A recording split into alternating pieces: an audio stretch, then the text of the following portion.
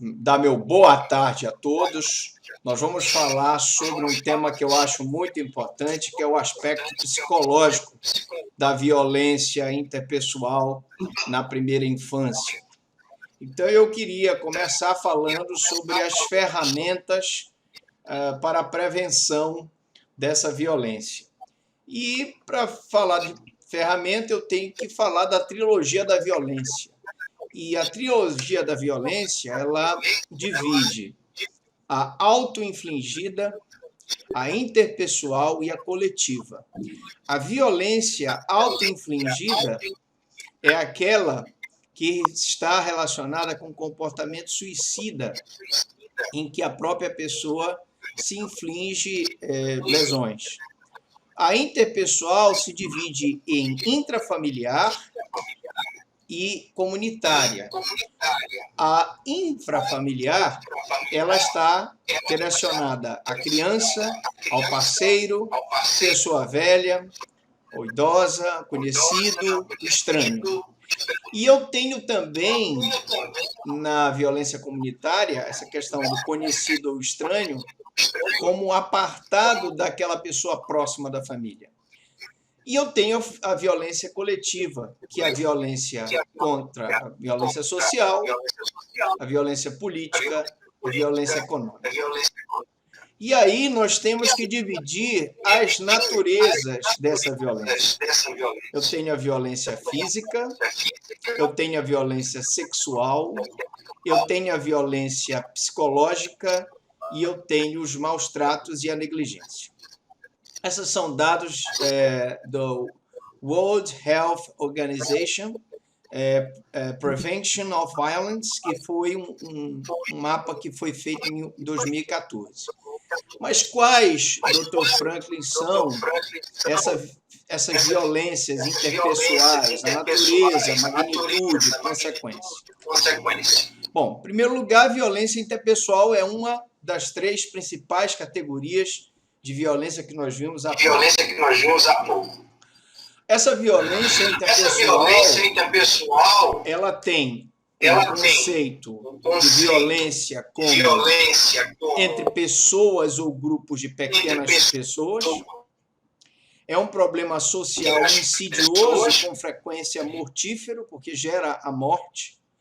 Ela inclui a violência doméstica contra a criança, contra o idoso, contra pessoas portadoras de alguma necessidade especial. E ela é produzida em uma grande diversidade de contextos. Eu tenho desde os maus tratos, o abandono da criança pelos pais, a violência entre os adolescentes, né, e o adulto jovem, a violência no seio do casal. Eu tenho a violência relacionada com os delitos contra a propriedade. Eu tenho violência, outras formas de violência sexual, como a violação sexual. Eu tenho a violência no trabalho e eu tenho os maus tratos contra pessoas idosas e portadores de necessidades especiais. Essa magnitude, ela pode ser representada com os dados que nós temos aqui. A cada ano, meus amigos, morrem cerca de 520 mil pessoas em todo o mundo em consequência da violência interpessoal. Isso significa aproximadamente 1.400 mortes diárias, o equivale a 4 aviões comerciais de transporte, espatifando-se a cada dia, semana após semana, ano após ano. É muita gente que morre. Esses dados de um ano eles são superiores até aos dados da nossa pandemia do coronavírus. E a maioria das vítimas está entre 15 e 44 anos de idade. No ano de 2015, nós tivemos causa de morte não naturais, ou seja, as agressões constituíram a primeira causa de óbito na faixa etária entre os 0 a 19 anos, ou seja, quase 40%, 39,7% dessa violência ocorre dentro da própria casa. É uma violência interpessoal. Isso dentro do Brasil. E aí a pergunta é: qual é a amplitude do problema?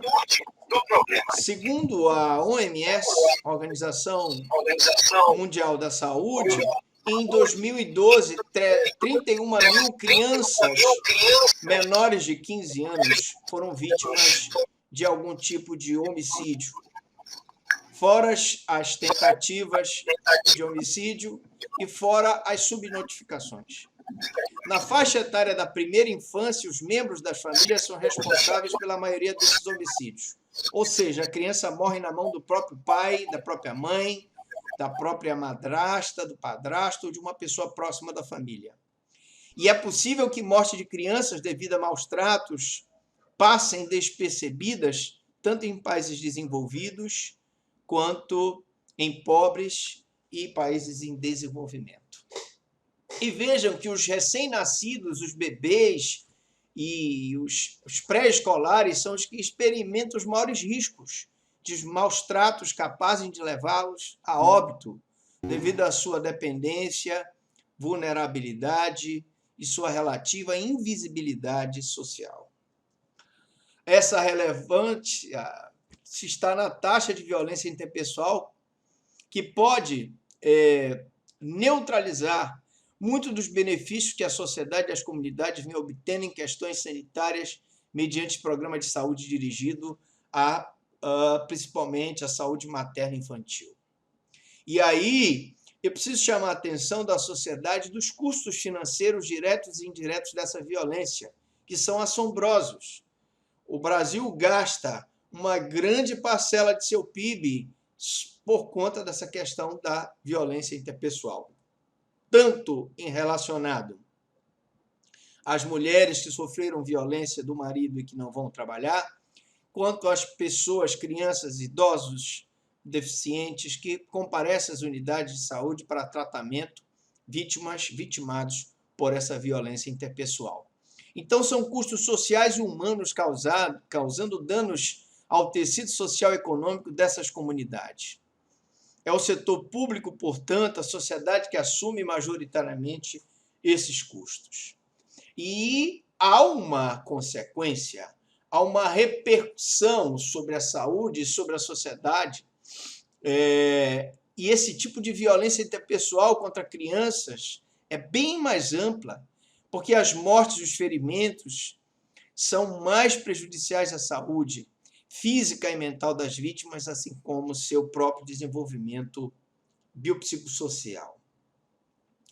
Estudos indicam que a exposição a maus tratos e a diversas formas de violência no decorrer da infância estão associadas a fatores de risco e a comportamentos de risco. Mas quais, Dr. Franklin, são esses fatores de risco e esses comportamentos de risco?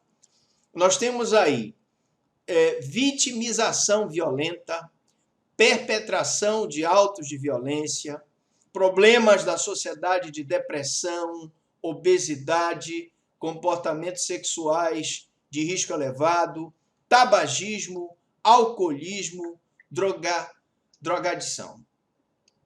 E esses fatores de risco e comportamentos de risco podem ser algumas das principais causas de óbito de doenças e enfermidades, como as doenças cardíacas, DST, o câncer e o suicídio. Sim, me ouvem bem? Só uma questão técnica aqui. O nosso TI pede para que tu silencies o notebook, porque tá dando áudio, está replicando teu áudio, tanto no Teams quanto no Instagram. Aí tu pode colocar o computador no mudo, tá, porque tu vai ouvir a gente de qualquer maneira pelo celular, entendeu? Ok, tudo bem. Ou o contrário. Bom, ok. Obrigado. Bom, então, continuando aqui, como eu estava falando, esses fatores de riscos, eles geram uma série de enfermidades. Eu tenho aí doenças como doenças cardíacas, DSTs, câncer, suicídio. E essa violência interpessoal tem grande repercussão sobre a saúde física e mental, e essas repercussões possuem custo elevado tanto para a criança ao longo de sua vida, quanto para a sociedade. E essa violência interpessoal possui um incidente enorme em matéria de custos médicos diretos, perdas de receita fiscal, em decorrência de mortes prematuras, de serviços de educação especializado, serviços de psicologia e de saúde, de proteção, prevenção, assim como em razão da criminalidade entre os adultos e a encarceração ligada aos maus tratos. Mas quais são, então, os fatores de predisposição e fatores de risco que levam a essa violência? Nenhum fator tomado separadamente explica por que certas pessoas têm comportamentos violentos em relação a crianças ou porque os maus tratos contra crianças são mais recorrentes em algumas comunidades que em outras. Como em outras formas de violência, compreende-se melhor os maus tratos na infância se analisamos a complexa interação entre fatores de diferentes níveis, o que é capital se quisermos efetivamente tratar o problema. E quais são esses fatores? Eu tenho aqui um modelo ecológico explicativo dos fatores de risco em matéria de vida interpessoal na infância. A violência interpessoal na infância, ela está relacionada à violência comunitária, à violência relacional, à violência da sociedade e à violência individual. E quais são esses fatores que são capazes de aumentar a incidência de maus tratos na infância e fatores que são capazes de diminuir a sua ocorrência? Bom, fatores individuais, alguns fatores presentes nos próprios pais, em membros da família ou nas pessoas que se ocupam da criança, podem aumentar o risco dessa violência. Vamos dar alguns exemplos. Está mudo o áudio, professor. Variáveis biológicas, como idade, sexo, apresentam transtorno psicológico de personalidade, apresentação de história de comportamento violento. Eu tenho aqui nos pais dificuldade em estabelecer laço afetivo com o recém-nascido, em seguida uma gravidez difícil, um parto complicado, ou mesmo um bebê que decepcionou, que foi fruto de um relacionamento não desejado, a não manifestação de interesse em relação a essa criança, pessoas que foram maltratadas e abusadas quando crianças, repetem o abuso com seus próprios parentes e filhos, a falta de conhecimento sobre desenvolvimento infantil, às vezes uma expectativa irrealizável que impede de compreender as necessidades e o comportamento das crianças, regem como punições físicas face a comportamentos infantis por eles percebidos como inapropriados e a aprovação dessa punição física como meio de disciplina que a pessoa crê eficaz. Eu faço aqui uma pausa para nós refletirmos sobre essa questão da vítima do menino Henri, lá no Rio de Janeiro. Reparem que o que nós percebemos é que a criança, primeiro, ela tem um comportamento peculiar e ela precisa ter a sua necessidade compreendida.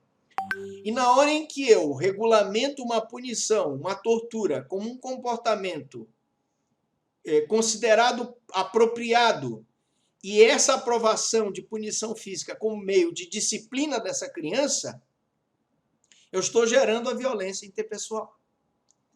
Porque na hora em que uma pessoa começa a torturar o seu filho, o seu enteado, dentro de sua própria casa, como forma supostamente eficaz de aplicar disciplina que crê eficaz, eu gero essa violência. E essas pessoas normalmente sofrem problemas físicos ou mentais e eles interferem na habilidade para o exercício da parentalidade positiva. Quando não, nós podemos falar de verdadeiros psicopatas que se revestem de autoridade em relação àquela criança. Eles não possuem o domínio sobre si quando contrariados ou em estado de cólera. E normalmente a violência interpessoal ela é gerada por um momento de desentendimento, de cólera, em que o abusador não consegue se dominar. Esse abusador, normalmente, ele abusa do álcool, ele abusa de droga. E mesmo a mulher grávida, às vezes, abusa durante a gravidez. Estão implicados em atividades criminais que comprometem suas relações com crianças. Eu digo, porque nós temos notícia no processo que o acusado já tinha praticado violência contra outras crianças e que era normal ele usar essa violência contra outras crianças dos seus relacionamentos, filhos de mulheres com quem ele se relacionava. E esses pais normalmente são socialmente isolados, estão deprimidos, desvalorizam-se, se sentem inaptos, o que reforça a sua incapacidade de satisfazer a necessidade da criança e da própria família. Às vezes, eles experimentam dificuldades financeiras. E essa criança, ela se sente que não foi desejada, ela sente que não corresponde aos sonhos e expectativas dos próprios pais, em função, às vezes, do seu sexo, em função de sua aparência, em função do seu temperamento, em função de anomalias congênitas, quando ele é portador de alguma espécie de deficiência física ou mental. É um recém-nascido que possui grandes necessidades, é um prematuro que chora constantemente ou sofre de doenças crônicas, e o choro e esse sofrimento todo, ele faz com que esse choro faça com que o agressor descambe para o caminho da violência. Então, para terminar aqui a minha participação, que já me deram aqui os 20 minutos, não é isso, professor? Não posso falar?